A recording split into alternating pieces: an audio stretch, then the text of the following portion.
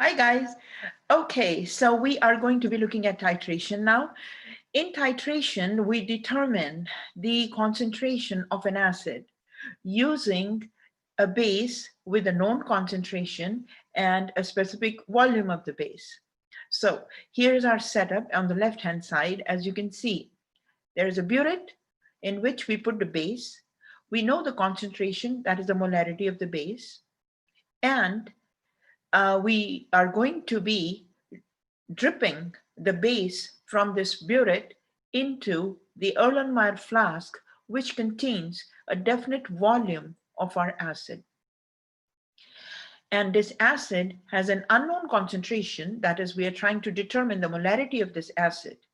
So in this case, we are going to be looking at this example of strontium hydroxide and HCl. So this is a reaction where strontium hydroxide is a base and HCl is the acid. So as you can see, the molecular equation, strontium hydroxide is reacting with 2 moles of HCl, 1 mole of strontium hydroxide to produce 1 mole of strontium chloride and 2 moles of water. Now, strontium hydroxide in the aqueous medium ionizes, okay? And HCl, obviously, in the aqueous medium is going to ionize. And similarly, strontium chloride is also going to ionize. But water, as you see, liquid, if it says liquid here, that means will not ionize, okay? So this will not break up into ionize. Now, how does this ionization happen?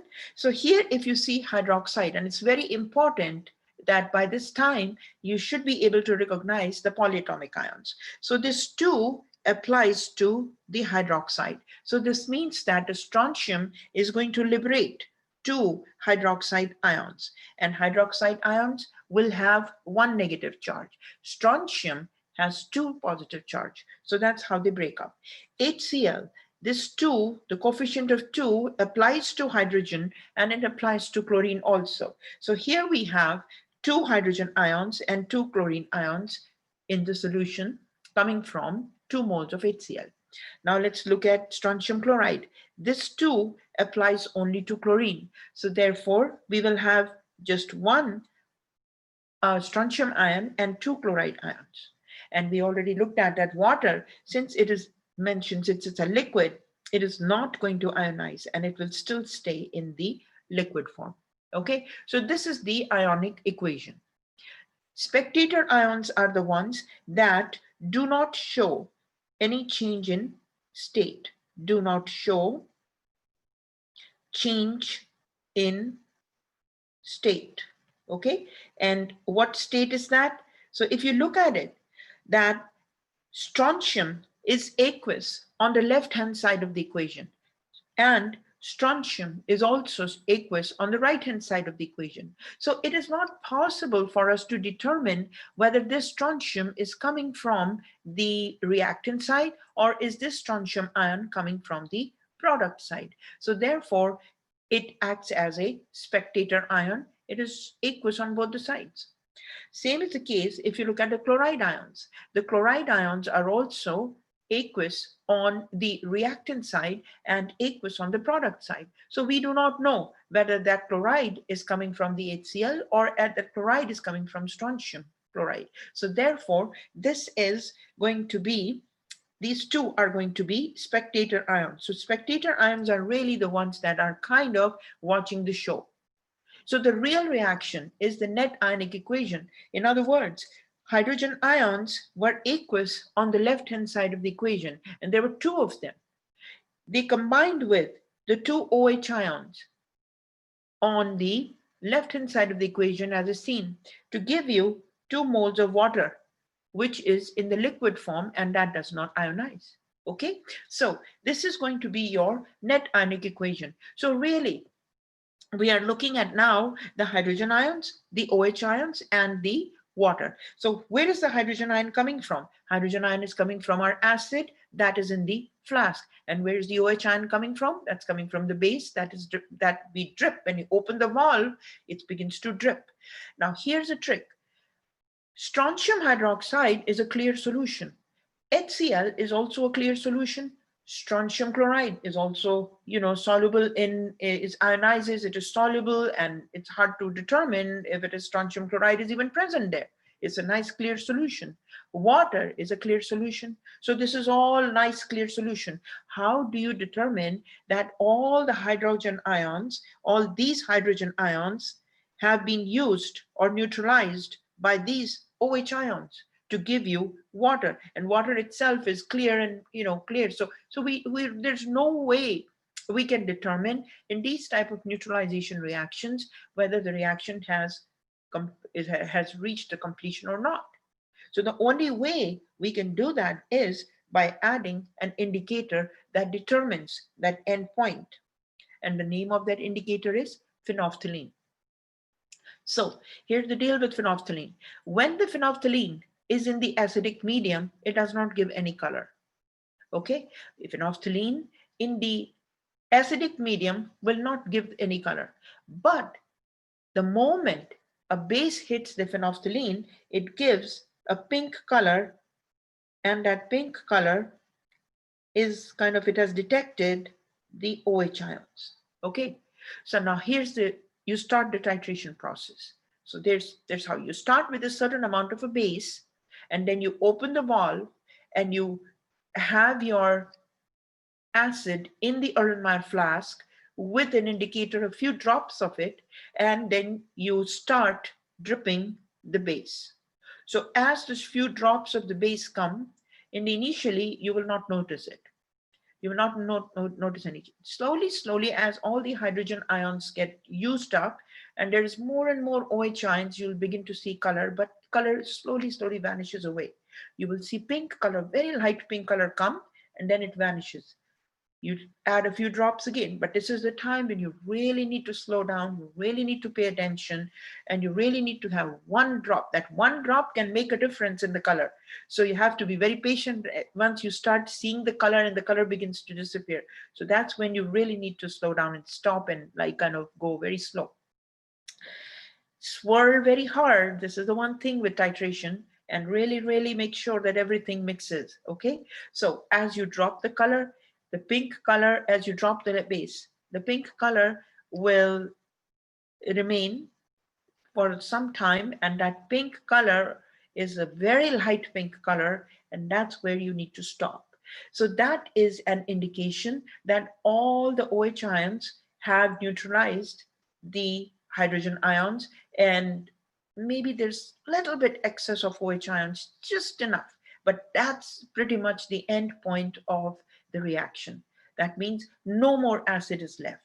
Then you need to stop. So in other words, now we are basically looking at the OH ions and how much of the hydrogen ions have interacted by looking at the volumes. Okay, so now let's look at this scenario where we are given in this situation in strontium hydroxide, 16.3 milliliters of strontium hydroxide got used up from the burette. And the amount of strontium hydroxide, the base that we added, the molarity was 0.185. The acid was placed in the flask, and that was 25.0 milliliters. So what are the steps to determine the molarity of the acid in this setup?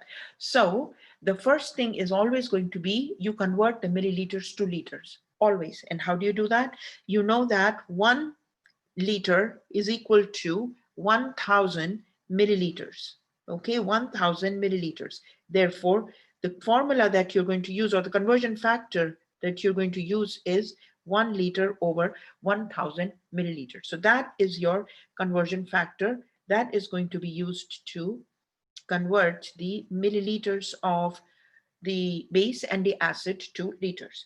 Next is you are going to find the moles of the base, and the formula that moles of the base is mass times the molarity times the volume. So we know the molarity, we know the volume, we can find the moles of the base. Now the next thing is, that is why it's very important you balance the equation. Okay, so here we are going to look at the moles of the base and convert them to the moles of the acid using the mole to mole ratio. And then after that, that mole to mole ratio converts the moles of the base to the moles of the acid.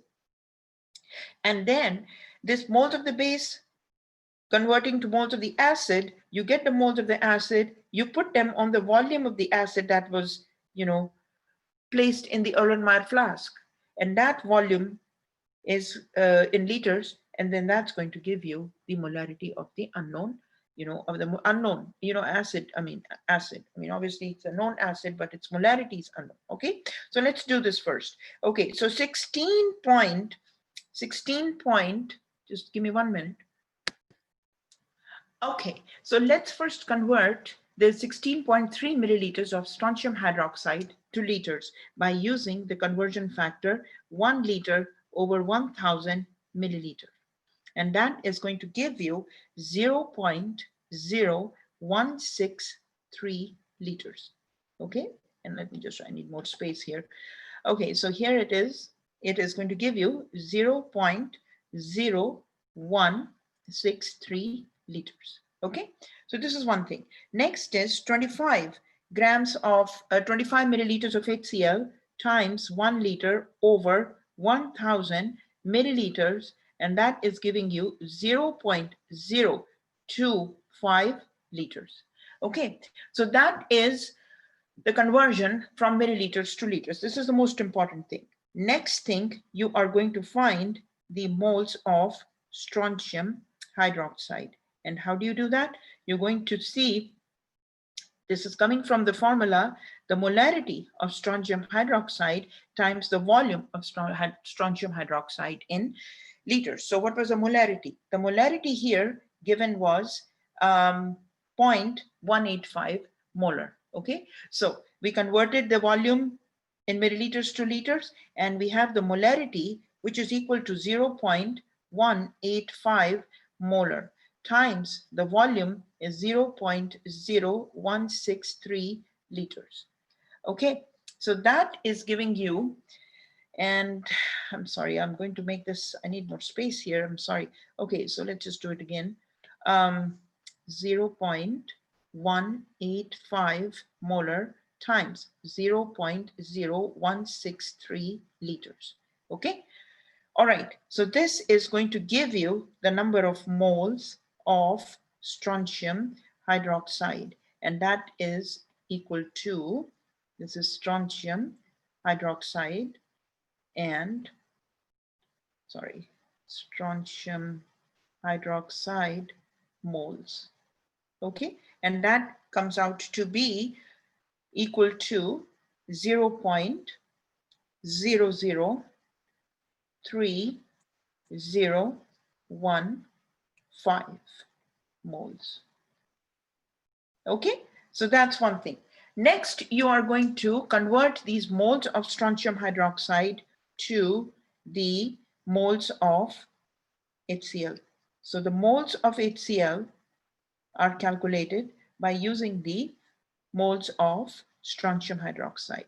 So here you have the strontium hydroxide moles, 0.003015, okay, 0.003015 moles times, now this piece is the mole to mole ratio, which you get from the equation. So here is your equation.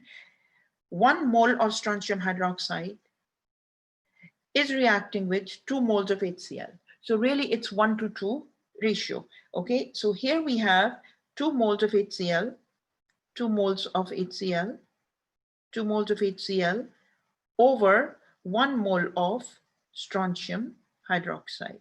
So this value you are going to get from the balanced equation. Okay, so what is happening here? Here you're going to see the cancellation. Moles of strontium hydroxide moles, they cancel out, and you are left with the just the moles of HCl. So 0.003015 times 2 divided by 1, and this is equal to 0.00603 moles of HCl. Okay, so now we have the moles of HCl, and we need to find the molarity of HCl. So how do we do that?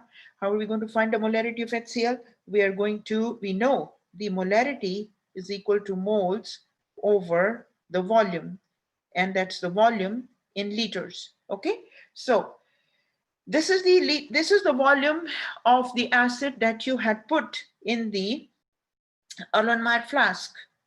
This is the amount. This is the definite amount that you have put. So in a way, this is a sample of the acid. Okay.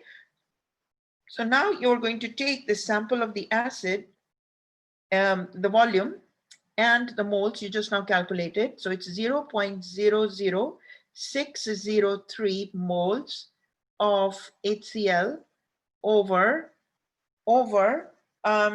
the 0.0250 liters. So this is the one you had gotten from here when you did the conversion from milliliters to liters, sorry. So now we get this, when you do this division, you're going to get the molarity of HCl as 0.241 m, and that is for the HCl solution. Okay, so this is how you do the reactions, the titrimetry, the titrations in the lab, and then this is how you determine the unknown concentration. Okay, the unknown molarity of the acid. Okay, so it's very important in here that you do the conversion from milliliters to liters. That's one thing. Second thing is that you also need to balance the equation. If balancing of the equation is not done right, then you can get the moles right, and that's where the mistakes happen. Okay, so I hope that was easy, and thank you for watching. Bye-bye.